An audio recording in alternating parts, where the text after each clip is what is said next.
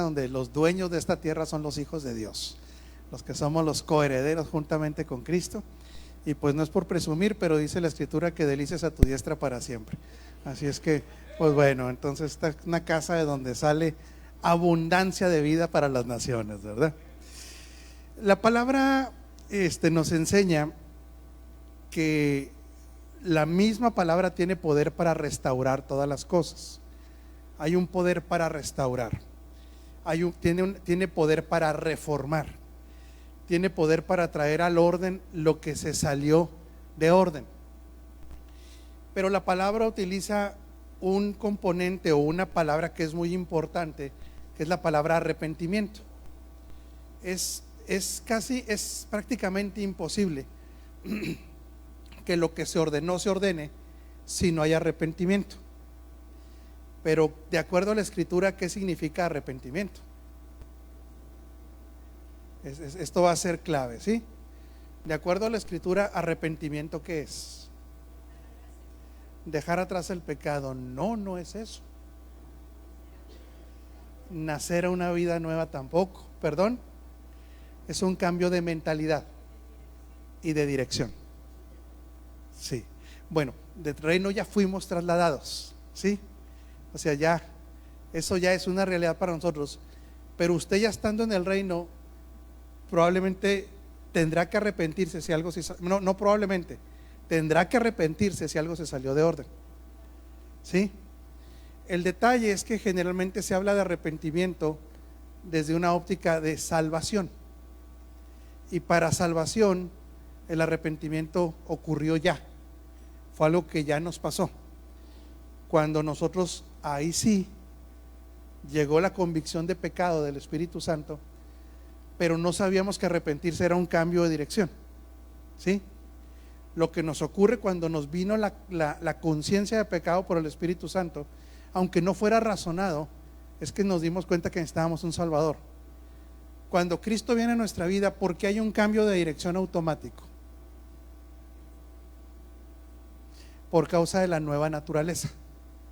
La nueva naturaleza tiende ahora directamente a buscar las cosas de Dios, a amar las cosas de Dios. Ni siquiera es algo que uno, ¿cómo le diré? Esté planeando. Por eso se llama nueva naturaleza. De manera natural quiere las cosas de Dios. Pero ¿qué pasa cuando ya estamos en Cristo? Cuando ya estamos en Cristo, nosotros por diferentes cosas podemos caer en un desorden a los ojos de Dios, no necesariamente a nuestros ojos. ¿Sí? Porque acuérdese que el gran problema de un ser humano es lo que cree que está haciendo bien sin la dirección de Dios. Cuando alguien sabe que está haciendo mal, prácticamente sabe que necesita regresar. Pero cuando los indicadores del mundo nos dicen tú vas bien, pero fuera de lo que es el orden divino, a lo mejor para el mundo usted y yo vamos bien, pero no para Dios. ¿Sí me explico? Entonces, ¿qué es lo que va a ocurrir? De acuerdo a la óptica divina, entramos en un desorden y va a ser necesario el arrepentimiento. Pero otra vez quiero insistir, quiero que esto nos quede clarísimo. Ya estando usted en Cristo, ¿qué es el arrepentimiento? Cambio de mentalidad, ¿sí? Para un cambio de dirección. ¿Ya será para salvación? No, ya no. Eso ya nos ocurrió. Era lo que usted escribía. Eso ya nos pasó. Pero es que hay que volver en la dirección que Dios quiere que vayamos, ¿sí? Y el cambio de mentalidad otra vez va a ser indispensable. O sea, vamos a tener que revisar mentalmente qué es lo que nos está trayendo este desorden. Pero quiero ser muy claro respecto a la óptica de Dios. Generalmente, ¿qué nos puede meter en un desorden bajo la óptica de Dios? No conocer la palabra. Eso es una causa clave. ¿Qué más? No seguir los diseños porque no se conocen o porque ya no quiere. Sí, perdón. También puede ser la amargura. Perdón.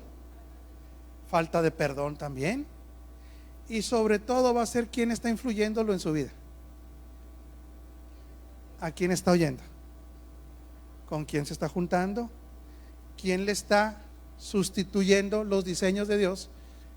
Porque en teoría, otra vez, acuérdese una cosa, no es lo mismo estar en un orden de acuerdo al Espíritu de Dios que estar en un orden de acuerdo al mundo. Aunque en el mundo, fíjese bien, usted esté teniendo resultados de acuerdo a ese orden, si de acuerdo a Dios no está en ese orden, ¿qué es lo que va a pasar tarde o temprano? Esto es bien clave, tarde o temprano vamos a empezar a cosechar de la carne, y de la carne lo único que se cosecha, dice la Escritura, es corrupción. Por eso cuando nosotros hay dos tipos de restauración. Hay la restauración del que ya tocó fondo, que ya dice, necesito arreglar esto. ¿Quién bíblicamente podemos ver que llegó a ese punto, que tocó fondo? David fue uno de ellos, el hijo pródigo. Y del hijo pródigo, para que volviera al orden, hay una frase clave: volvió en sí. En otras palabras, ¿cómo podríamos decir que esto aplica a la iglesia, a los hijos de Dios? ¿Qué será volver en sí?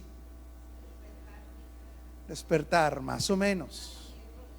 Arrepentirse, pero ¿de acuerdo a qué? A lo que significa arrepentimiento. Otra vez, ¿qué significa arrepentimiento? Entonces, el volver en sí, ya para un hijo de Dios, no es, ay, cómo me duele, cómo estoy, no arrepentido, sino, ¿cómo se dice? No, mija, es que adolorido del corazón por una ingrata tampoco, no.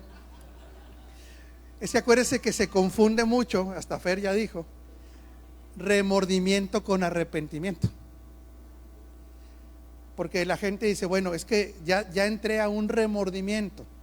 ¿Por qué? Porque ya vi el daño que hice, porque ya vi que está sufriendo. Para el arrepentimiento, para Dios no produce nada.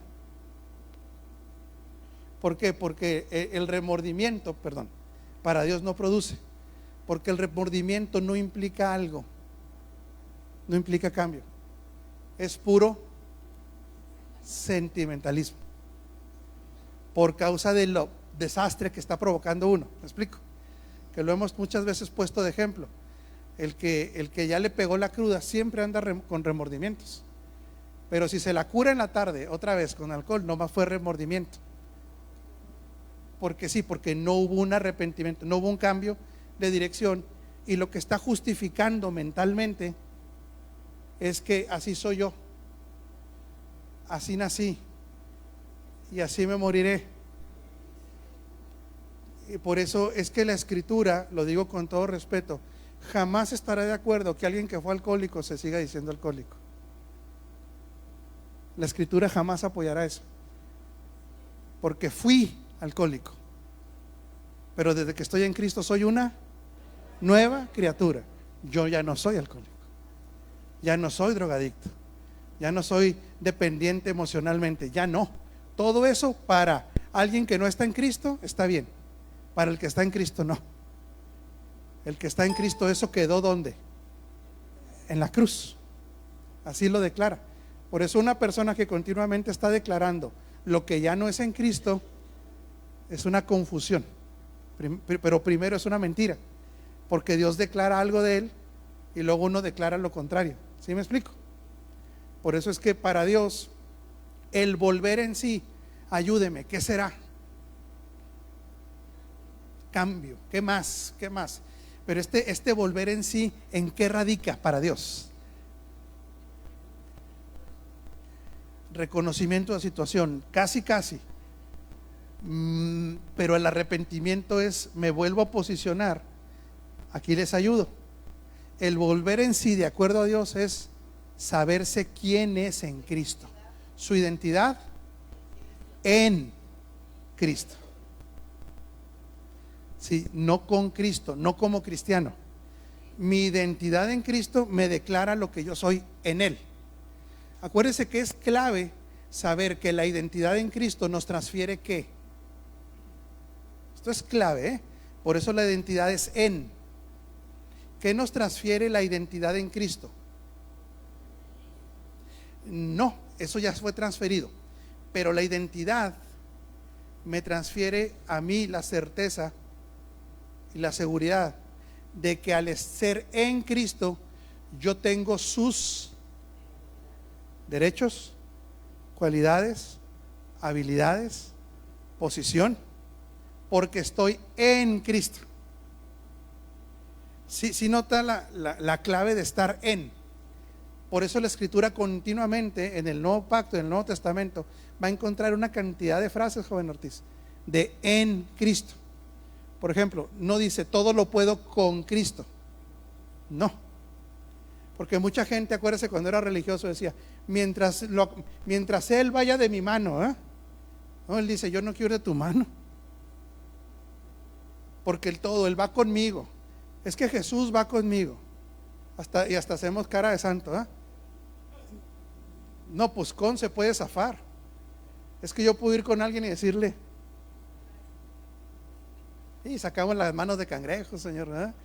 Y ay, qué bonito. El Señor me prometió que iba a estar ahí conmigo, y yo camino con Él y Él camina conmigo, y veo un así, ¿cómo se llama? Un terreno lleno de florecitas blancas con amor. Ya se imaginó todo ese rollo. Y la identidad no es con Cristo, es en Cristo. Por eso, sí, porque al estar en, usted quedó literalmente fundido en Él. Lo que Él es, lo que Él puede hacer, a lo que Él accede. Por eso el volver en sí tiene que ver con mi identidad en Cristo. Fíjese lo que este hombre, el que andaba comiendo algarrobas, ¿cómo? El hijo pródigo. Cuando vuelve en sí, ¿qué es lo que dice? Madre, ¿qué? Volveré ¿a dónde? A la casa de mí. Por eso nosotros, esta identidad tiene que ser de hijo. Y el hijo nosotros estamos, como hijos, estamos en el hijo. ¿Sí? Por eso es fundamental desarrollar la mentalidad de personas que están en Cristo. En Cristo, no con Cristo. Bueno, entonces, si usted ha caído en algún bache en su vida, si está en un momento que algún área de su vida tiene que ser restaurada, va a tener que ser restaurada en el orden otra vez. Pregunto, cuando alguien ha caído en un bache financiero, ¿habrá un orden para salir del bache financiero? Sí hay. ¿Qué producen los baches o las crisis financieras en una persona? ¿Qué producen? Ansiedad, fíjese bien, desesperación, depresión, estrés, presión, temor, frustración, cambios, ira, todo lo que está pasando. Fíjese que todos los que describieron, ¿en qué parte del ser está? Se fija que es algo interior. Entonces no se soluciona con algo exterior. Otra vez, ¿sí? Toda la angustia, el temor, todo lo que describieron no es algo físico, es algo que está en el alma. El detalle es que para que el alma de un hijo de Dios se sane, la solución no está en el alma. Excelente. Está en el Espíritu, en la vida de Dios. Por eso es que el orden de una crisis financiera se empieza fortaleciendo ¿qué? La vida espiritual. ¿Qué es lo que generalmente no se hace? ¿Qué es lo que hace generalmente la gente que cae en una crisis financiera o en una ansiedad financiera? Se deja exponer a la palabra, entra en activismo, entra en cuestiones de índole externo. Pero en este reino no se arregla así. Eso es como nos va a decir a nosotros que lo arregla un asesor o un consultor financiero. Clávese más, usted tiene que estar, tiene que hacer. Pero en este reino el Señor le dice: tranquilo, vas a ver mi mano. Pero en el orden es que no hay ninguna batalla que un hijo de Dios vaya a enfrentar que primero no tenga que haberse fortalecido espiritualmente. Que otra vez es donde nosotros, por causa, ¿verdad?, de nuestra experiencia como humanos, no, es que yo tengo conocimiento empresarial. Felicidades, qué bueno que lo tenga, eso es bueno, y haga bien lo empresarial. No, es que yo soy muy fuerte mentalmente. Qué bueno que sea fuerte mentalmente, pero va a llegar un momento en que ni lo técnico ni lo mental van a funcionar, ni lo empresarial, ni el título. Así es. ¿De qué depende un hijo de Dios? De la fortaleza espiritual. Por eso es tan clave que en el nuevo pacto hay una correlación entre lo que Dios hace. Caray, vamos a aprender serios ahora. Entre lo que Dios hace, pero esto es clave, pero en el nuevo pacto Dios lo hace en conjunto ¿con quién? Con usted. ¿Por qué? Porque el Cristo está impartido, está viviendo. Acuérdese que es Cristo en Él está ahí presente. Que esto marca una diferencia enorme. ¿Qué pasa cuando el Hijo de Dios no está consciente de la presencia de Cristo en él? Clave, este punto es clave, ¿sí? Si un hijo de Dios no está consciente de la presencia de Cristo en él, ¿cuáles son los efectos? Desilusión, ¿qué más? Desánimo, desorientación, por supuesto. Puede que no tanto es un asunto de identidad, pero vamos a decir que una parte es gobernado por el alma. En otras palabras, el que no está consciente del Cristo en es, y otra cosa, va a buscar por fuera lo que tiene por dentro, de tal manera que esto que tiene por dentro lo va a ignorar. Ahora, lo que tenemos por dentro no es algo, es alguien. Por eso usted va a ver cómo el apóstol Pablo dice: este era un que Cristo en nosotros, ¿qué era? No, esa es. ¿Pero qué era? Había una promesa, pero Dios lo tipificaba antes como un misterio que estaba escondido y oculto. Dios mantuvo esto escondido por muchos años, hasta que llegó el tiempo que el misterio dejara de ser misterio. ¿Qué significa misterio? Algo desconocido, algo que no revelado. Y esto era un misterio que lo administró Dios.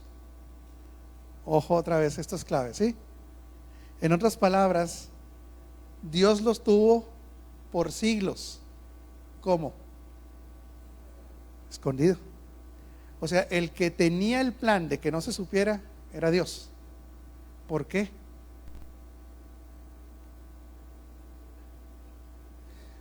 El tiempo es el que marca por un plan determinado, que no se obstaculizara. Fíjese lo poderoso es esto, que no se obstaculizara que Cristo iba a vivir dentro de las personas. Las tinieblas, la religión, ni por aquí les pasaba que Cristo que nosotros íbamos a hacer la casa de Dios, la habitación, ¿sí? Ni por aquí, porque ellos esperaban el formato que Dios había tenido, no oculto, sino visible. ¿Cuál era el formato que tuvo Dios visible hasta los tiempos señalados? Perdón, hija. El templo, la ley, ¿y qué más? Respecto a la persona de Dios, visitaciones y externo. Exactamente. Ese es el formato con el que Dios trabajó todo el tiempo. Entonces, haga de cuenta que Dios está tirando pura curva, porque nada tenía que obstaculizar lo que ahora es. Pero esto es clave, ¿eh? Eso fue antes de las cruces. Ahora, Dios, ¿cómo trabaja en el nuevo pacto? La persona de Él, dentro. Cristo en. ¿Sí? Por eso dice, la esperanza de gloria es Cristo en vosotros. Él entró y no se va a salir. Por eso requiere la participación de los hijos de Dios. Cuando oramos, Dios haz algo, Él va a decir, no, no lo hago. Uno, ya lo hice, pero aparte hay otra cosa. También lo dice de manera práctica. ¿Qué te parece si no lo hago? Lo hacemos. Porque el que se une al Señor, un espíritu es con Él. Por eso en el nuevo pacto nuestra responsabilidad aumenta muchísimo. Por eso inclusive el lenguaje profético del nuevo pacto no puede considerar a Dios desunido a la iglesia. Otra vez, ¿sí? Aún el oficio profético del nuevo pacto, si ve o se suelta una palabra como Dios en un lado y las personas en otro, no está operando en la verdad de este tiempo. O sea, es alguien que puede tener dones proféticos pero inefectivos, porque en el nuevo pacto Dios no está afuera, Dios está dentro. Opera en unidad. Fíjese nada más lo poderoso que es esto, que a la iglesia la determina que es su cuerpo. En otras palabras, ¿usted ha visto que alguien sano y normal ande la cabeza sola? Por eso el Padre dice, ya no, por eso Cristo dice, yo no pedí sacrificios, pedí un cuerpo. Y el Padre ya le dotó al Hijo de su cuerpo. Por eso Jesús decía, las zorras tienen sus guaridas y las aves tienen, pero el Hijo del Hombre no tiene dónde recostar la cabeza. Entonces la gente, ahí es un lenguaje profético extraordinario. La gente dice, pobrecito, no tiene dónde echar la roncada. No, hombre, pues si tenía tesorería, le sobraba. Y en esos lugares, doctor, históricamente se cree que había gente que era amistad o pariente de él. Inclusive algunos historiadores creen que Jesús tenía hasta propiedades en ese lugar. Entonces, ¿qué era lo que pasaba? ¿Por qué no tenía dónde recostar la cabeza? Porque no había cuerpo todavía. Eso quería decir. ¿El cuerpo hasta cuándo iba a nacer? Hasta la resurrección. Hasta que hay resurrección, Él tiene un cuerpo para habitar. Por eso otra vez nos hace responsables de suministrar su gracia, administrar su sabiduría y administrar su poder como cuerpo. Entonces, yo voy a hacer una declaración en usted y la creo. Todo lo que esté desordenado, el Espíritu Santo le va a decir cómo lo ordene. Fíjese bien que no estoy diciendo cómo que le va a solucionar el problema. Estoy declarando que Él le va a indicar cómo traer orden. Él junto con usted le va a decir, nos vamos a ir por aquí, tú vas a hacer esto, yo soy la cabeza, te doy la instrucción, tú eres el cuerpo, tú lo ejecutas. El cabeza, nosotros cuerpo. Y si usted dice hay cosas que están fuera de mi alcance, no se preocupe, Él es la cabeza de otros hijos de Dios también, que vendrán en su ayuda aunque usted no lo crea, que orarán, que declararán, el cuerpo trabajando para el cuerpo, bajo la orden de una misma cabeza. Y también podrá utilizar a los impíos. Va, claro que sí. No me gusta decir impíos, a los que no están en Cristo, ¿Los podrá utilizar? Hasta lo que las tinieblas confabule contra un hijo de Dios que está alineado al propósito, hasta esos trabajan en favor de usted. Dígale que está encima de usted, mente de consumado. Todo está consumado. Acuérdese que Dios empieza desde el final hacia el principio. Entonces, ayúdeme a predicarle que está encima de usted. Dígale, vuelve en ti. Regresa al orden. El orden va a ser así. Fíjese bien. Espiritual, mental, emocional y físico. Lo repetimos. Espiritual, mental, emocional y físico.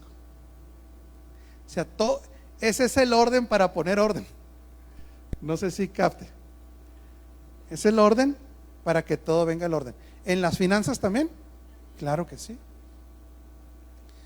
Por eso el que se quiere esforzar desde lo físico, descuidando su vida espiritual, tarde o temprano va a tener un problema. Porque si se desordena en lo que es la fuerza nuestra de los hijos de Dios, que es lo espiritual, va a empezar en este mismo orden. Fíjese bien, si se desordena la prioridad, que es espiritual, después, ¿cuál le dije que era el segundo paso que se desordena? Mental. Viene un desorden mental después. En otras palabras, se empieza a dudar de qué, de la palabra, y empieza a dudar de los diseños. Y dice uno, no hombre, es que eso es aquí, con los hermanos es así, pero acá es acá. No, es que esto funciona en este orden, va a funcionar siempre en todo. Entonces, si hay un desorden a nivel espiritual, en el sentido, quiero que quede claro, en el espíritu hay perfección por la vida del espíritu de él, pero si no es la prioridad, a eso me refiero, ¿sí? Va a caer un desorden mental. Segundo, ¿qué desorden va a venir después? Emocional. Porque empieza a ver uno que este desorden en la conclusión le va a traer sentimientos desordenados. La mayoría de lo que describimos ahorita son ese tipo de sentimientos. ¿Qué dijo usted? Temor, angustia, frustración, depresión, desconfianza, qué irá a pasar mañana, ira, todo eso. Y luego después, ¿qué viene después? El físico. 60 o 70% de las enfermedades físicas tienen su raíz en el psique. Por eso se llaman psicosomáticas. Entonces, moraleja, porque ya vamos aterrizando. ¿A dónde hay que recurrir inmediatamente para poner orden?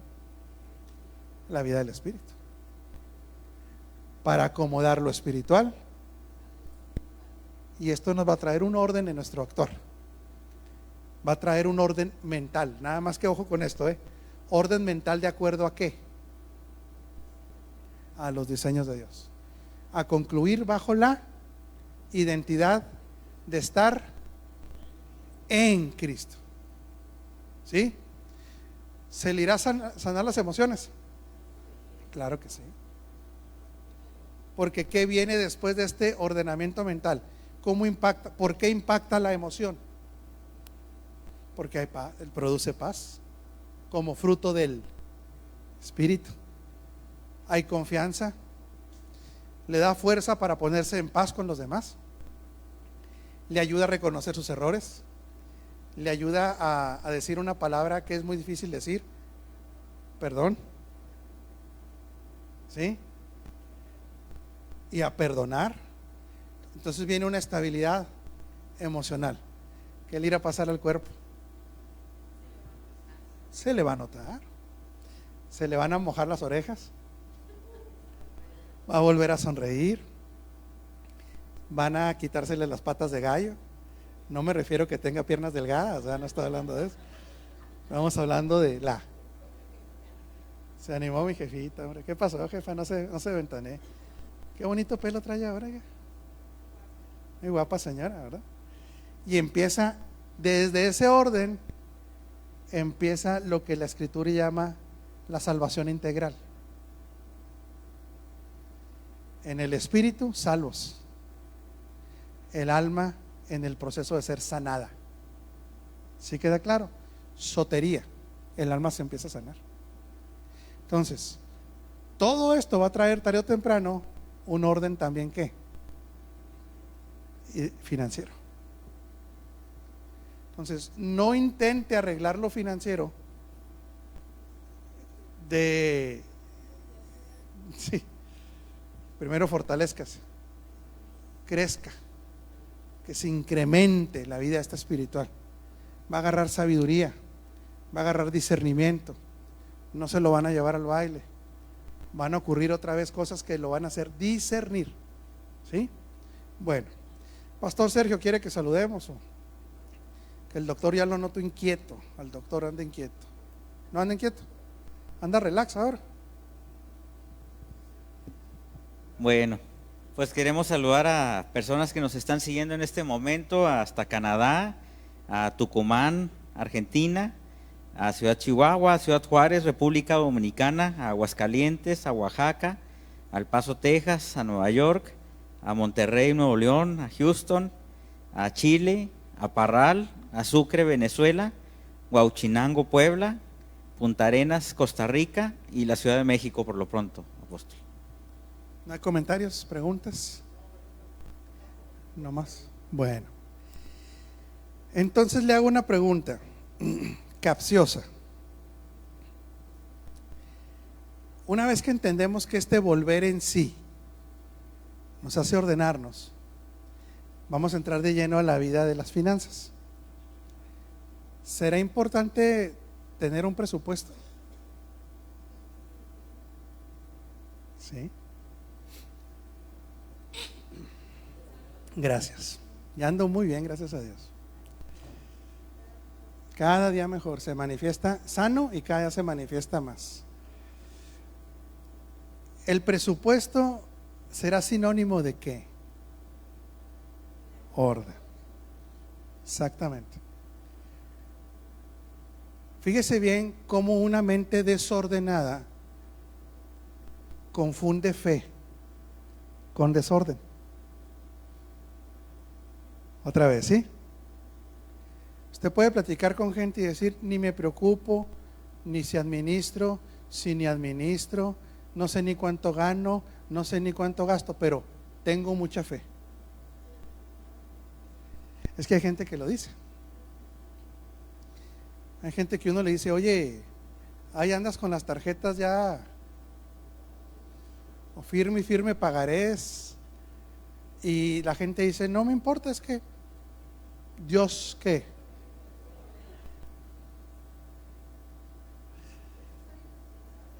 Y usted lo dijo, yo no, ¿eh? A ver, dígalo usted para que lo oiga todas las naciones. Eso es ser irresponsable. Eso es ser irresponsable. Porque Dios no es un Dios de desorden, ni de deudas, salvo deudas planeadas por productividad, que son cosas diferentes. Es muy diferente deber por gasto que deber por financiamiento.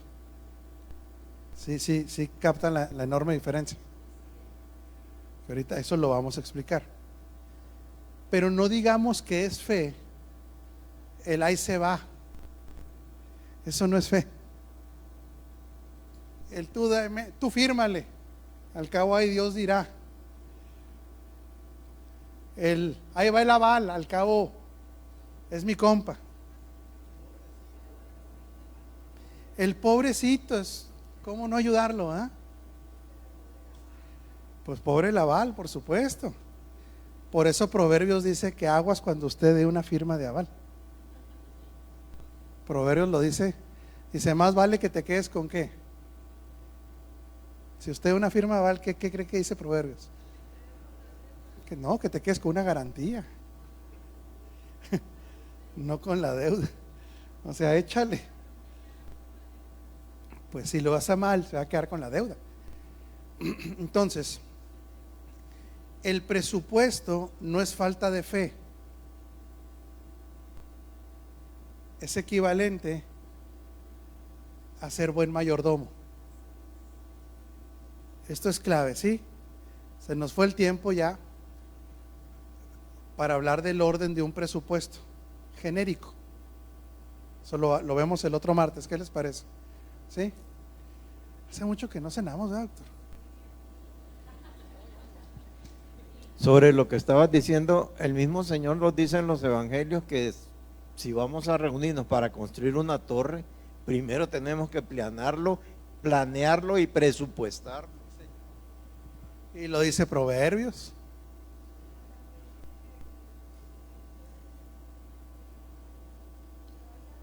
Y el que va a la guerra no va si no checa cómo está el terreno, la logística. Por eso fíjese bien, aquí terminamos esta parte que es muy importante. Dios nos da capacidades para producir, pero nos da sabiduría para administrar. Le da las dos cosas: la capacidad para producir y la sabiduría para administrar. Eso es lo que está en la mente de Dios. Por eso usted ve cómo en los evangelios exhorta a ser buenos administradores, mayordomos. Aún en las cartas paulinas, nosotros somos administradores y mayordomos de la gracia. Y la gracia son capacidades. Por eso cuando veíamos que en Ageo decía, es que ustedes producen mucho, si el problema no está en la producida, está en la administrada. Porque dice, ustedes tienen el efecto del saco roto. En otras palabras, hay mucha gente que no tiene problemas para producir. Por eso dice que en el barbecho del pobre hay abundancia de pan. El detalle es cómo administramos, de acuerdo a qué. Esto va a ser clave, ¿eh? Por eso le digo que todo lo que se va a restaurar tiene que venir a un orden. Y el presupuesto no es la excepción. Tiene que hacerse de acuerdo a un orden que privilegie el orden del que hablamos. Primeramente, espiritual, mental, emocional, físico. Por eso la gente que gasta todo para lo físico y deja al último su inversión en el espíritu, perdió ¿qué? El orden. Es que aquí esto es la clave, ¿sí? El orden divino no es para aplicarlo en un área. Si nosotros aplicamos el orden divino en un área, esa área va a quedar extraordinaria. Pero las áreas que no aplica el orden o el diseño. Por eso la prosperidad en Cristo, ¿cómo debe ser? Integral. O sea, acuérdese que la voluntad que hoy nos es expresada es la voluntad del Padre. Los que tienen hijos, los que tenemos hijos, no quisiéramos una prosperidad integral. Que usted vea que van prosperando en su carrera, que van prosperando emocionalmente, que van prosperando físicamente, que van prosperando relacionalmente. Que todo eso prospere en nuestros hijos. Por eso la escritura, amado, yo deseo que, ¿en qué? Es integral. Así como, porque la clave es que la prosperidad del alma de un hijo de Dios, a ver quién la define, porque el güero tiene una necesidad de disparar una hamburguesa, lo veo inquieto, le hace así como cosquillas, ¿no, güero? ¿Cómo cree que se define la prosperidad del alma de un hijo de Dios? Se salvó otra vez, güero, porque fueron puras a medias. es el incremento de Cristo en la persona. Si Cristo es incrementado, el alma es prosperada. Si Cristo no crece en la persona, el alma se queda o ligada a conceptos que no tienen nada que ver con Dios. Humanismo, religión, lo que usted quiera. ¿Sí?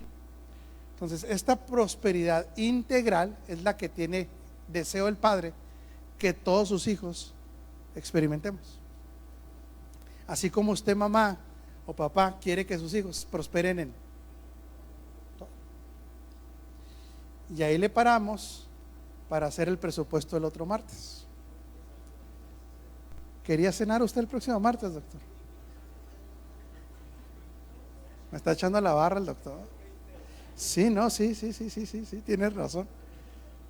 Pero la dejamos para otro día la cena, ¿no? Mejor. Bueno. ¿Preguntas, comentarios, familia? Bueno, les comento que esta semana tuvimos la oportunidad de estar en Tijuana. Es una congregación que mandamos un fuerte abrazo y saludo allá. La oportunidad de hablar lo que estamos enseñando en las naciones y sabemos que va a dar fruto a su tiempo. También vinieron pastores, vino un pastor de San Diego, no sé si nos está viendo ahí el pastor José Yoki Hernández, le mandamos un fuerte abrazo. Va a haber una mayor relación con él, entonces declaramos que su congregación va a ir en aumento en el conocimiento de Cristo. Y ahorita es muy importante, mañana el pastor Rudy tiene va a haber una gestión en la vida de él que va a ser muy importante y solicitó que lo apoyáramos en oración. Entonces oramos por nuestro querido y amado Rudy. Papá, te damos gracias por la vida de tu hijo Rudy. Tú sabes que mañana él va a entrar, Señor, a una audiencia importante, Padre, que necesitamos tu intervención por causa de la verdad, por causa de la justicia, por causa del avance de tu reino. Declaramos que todo lo que conspire con base a mentira, todo lo que conspire en base a engaño, se caiga, se rompa, que caiga a tierra, de tal manera que todo el que conspire contra un hijo injustamente no podrá prosperar esta conspiración. Por el contrario, declaramos que hay confusión, declaramos que hay inclusive temor inspirado por Dios para que no se haga daño a los hijos de Dios. Por eso siempre declararemos que somos llevados en triunfo en Cristo, y así lo declaramos en la vida del pastor Rudy. En el nombre de Jesucristo el Señor, amén. Y te damos gracias por cada uno. Levante su mano, adore al Señor un poquito, dele gracias por quién es usted ya en Cristo. Papá, aquí tus hijos te adoramos por encima de cualquier situación que estemos pasando. Yo declaro que cada hijo tuyo que está aquí en esta casa dormirá en paz, estará tranquilo, sabiendo que nosotros operamos con una fe consumada en Cristo. En otras palabras, que pase lo que pase en nuestras vidas, siempre saldremos victoriosos en Cristo Jesús. Que toda circunstancia tiene término, pero nuestra posición en Cristo es eterna. Por eso descansamos y vamos tranquilos a nuestros hogares, confiando de que todo ha sido consumado y que hemos quedado bendecidos ya en Cristo Jesús nuestro Señor. Amén. Mandamos un abrazo gordo a todos los que nos ven, y los de aquí no se vayan sin abrazar a 3 personas más feas que ustedes, Por favor, Ewer. Dale, pues.